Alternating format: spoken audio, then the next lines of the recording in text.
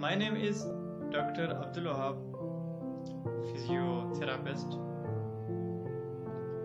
First of all, I would like to say something about Kingston School.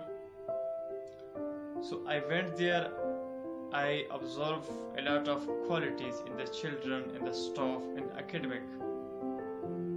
So in these qualities, few are this, that the aim of the Kingston School to make a positivity, to build the creativity, to make a hope, to bring confidence in the children.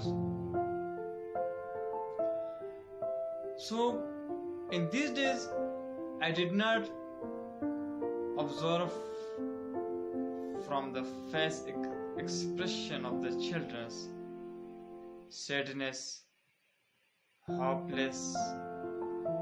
So their smiley face. So the reason behind that, the aim of the Kingston School to provide a better environment for the students, for the children, to do activity of the daily life.